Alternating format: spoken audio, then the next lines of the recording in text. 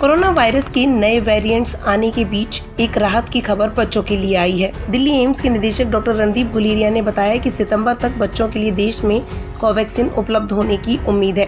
उन्होंने कहा, बच्चों पर इस्तेमाल के लिए कोवैक्सीन का ट्रायल चल रहा है और ट्रायल के दूसरे और तीसरे चरण के परिणाम सितंबर महीने तक आ जाएंगे और उसी महीने में इस वैक्सीन को बच्चों पर इस्तेमाल की मंजूरी दी जा सकती है।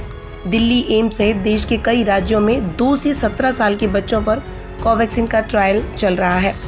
गौरतलब है कि हाल ही में कोरोना वैक्सीन कोवैक्सीन फेज 3 के क्लिनिकल ट्रायल में 77.8% असरदार साबित हुई।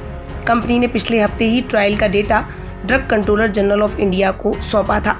सब्जेक्ट एक्सपर्ट कमेटी की अहम मीटिंग हुई। इसमें वैक्सीन के फेज 3 के ट्रायल के डेटा को मंजूरी दे दी गई। 25,800 लोगों पर फेज 3 का ट्रायल किया गया था।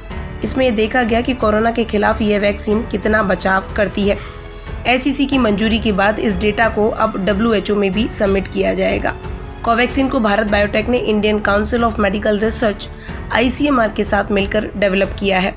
भारत बायोटेक ने कुछ दिनों पहले कहा था कि कंपनी वैक्सीन की सुरक्षा और प्रभाव को लेकर 9 रिसर्च पेपर प्रकाशित कर चुकी है। कंपनी ने यह भी कहा था कि कोवैक्सीन टीके के पहले और दूसरे चरण के ट्रायल को प्रसिद्ध जर्नल द लैंसेट में भी प्रकाशित किया जा चुका है। भारत बायोटेक ने यह भी कहा था कि इस समय कोवैक्सीन के प्रभाव और सुरक्षा को लेकर किए गए तीसरे चरण के परीक्षण के आंकड़ों का विश्लेषण एवं संकलन किया जा रहा है। इसके साथ ही यह सुनिश्चित किया गया कि इसकी शुद्धता से कोई समझौता नहीं किया जाए। कंपनी जल्द ही तीसरे चरण के परीक्षण के आंकड़ों को सार्वजनिक करेगी।